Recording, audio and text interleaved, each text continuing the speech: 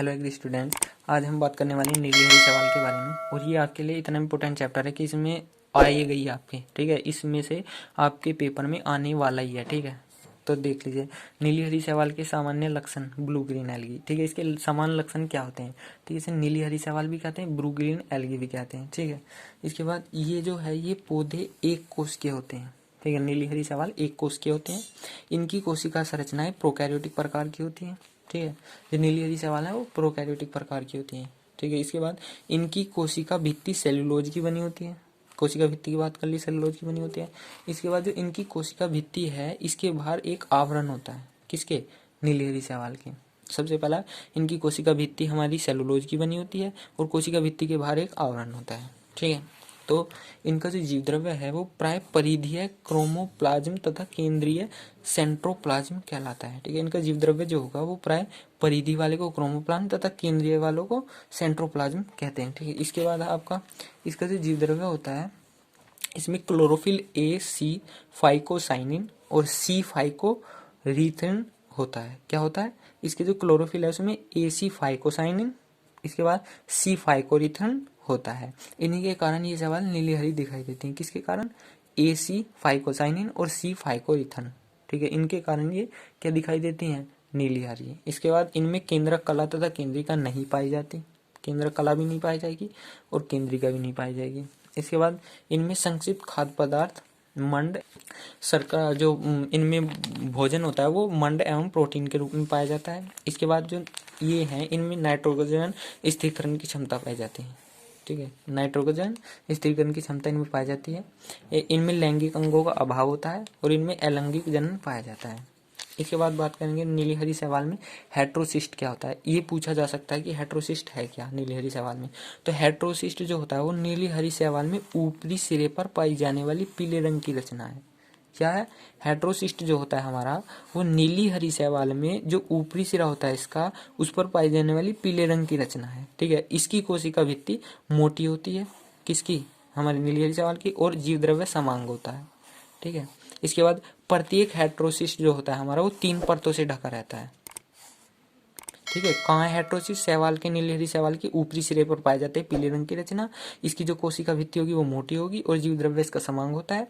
इसके बाद हेट्रोसिस्ट 3 परतों से ढका रहता है। इसमें 2 ध्रुवीय गुलिकाएं पाई जाती हैं। क्या पाई जाती है? 2 ध्रुवीय गुलिकाएं, ठीक है। और जिसमें 2 छिद्र होते हैं, 2 ध्रुवीय गुलिकाएं पाई जाएंगी और उसमें 2 छिद्र भी होंगे। और इन छिद्रों के द्वारा कोशिका का जीव द्रव्य दूसरी कोशिका के जीव द्रव्य से संबंधित रहता है। किससे? गुलिकाओं में जो छिद्र होता है, इन छिद्रों की वजह से ही जो कोशिका का जीव द्रव्य है वो दूसरी कोशिका के जीव द्रव्य से संबंधित है। जैसे एक कोशिका ये होगी, इसमें यहाँ 2 ध्रुविकाएं होंगी, तो दूसरी कोशिका ऐसे इससे यहाँ पर संबंधित हो जाती है, ठीक है। जैसे ये एक कोशिका, ये 2 छिद्र होगी, इसमें दूसरी कोशिका और ये इससे संबंधित हो जाती है ऐसे। इसके बाद हेट्रोसिस्ट का कोई विशेष कार्य नहीं है, ठीक है। कोई इंपॉर्टेंट कार्य इसका है नहीं, लेकिन कुछ शैवालविद के अनुसार यह जीवन में सहायक होती है, यानी जनन में सहायक होती है। कुछ शैवालविद जो होते हैं उन्होंने बताया कि जनन में सहायक होती है, लेकिन कोई विशेष कार्य इसका है नहीं, ऐसा मानते भी हैं। इसके बाद नीली हरी शैवाल में गति कैसे होती है? तो नीली हरी शैवाल जो है, इनमें कोई विशेष प्रजनन अंग तो होता नहीं है।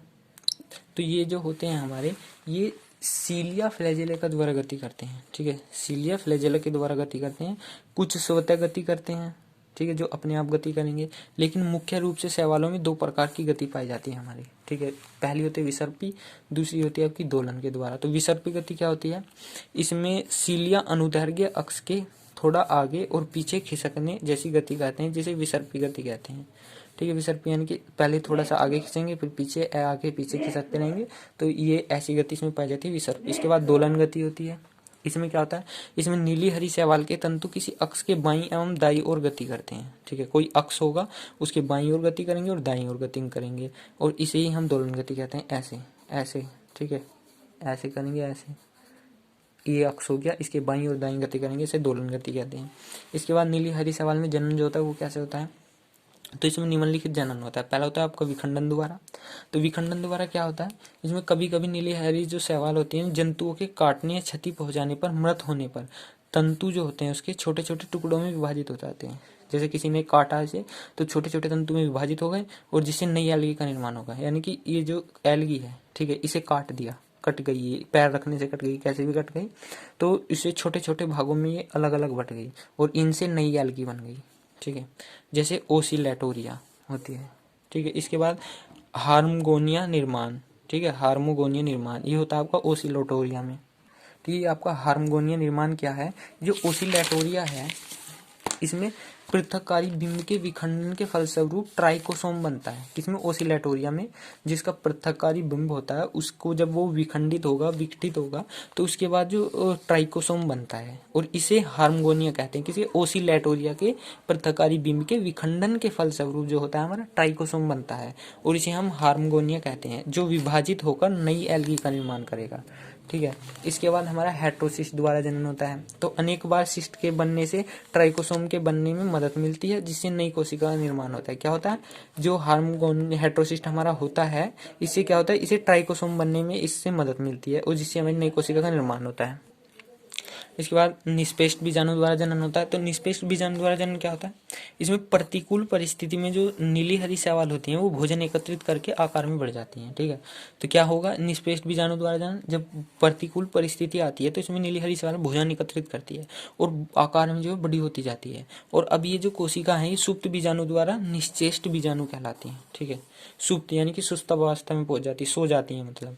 ठीक है, और बीजाणु कहलाते हैं अनुकूल, और इन्हें हम कहते हैं निश्चेष्ट बीजाणु। ठीक है, निंद्रा में चली जाती है, ये मान लीजिए आप।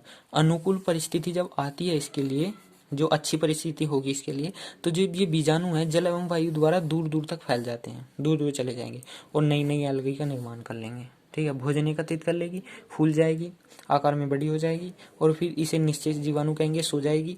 इसके बाद अनुकूल परिस्थिति जब आएगी तो ये अलग अलग पहुंच जाएंगे वायु और जल द्वारा, और नई एल्गी का निर्माण कर देगी।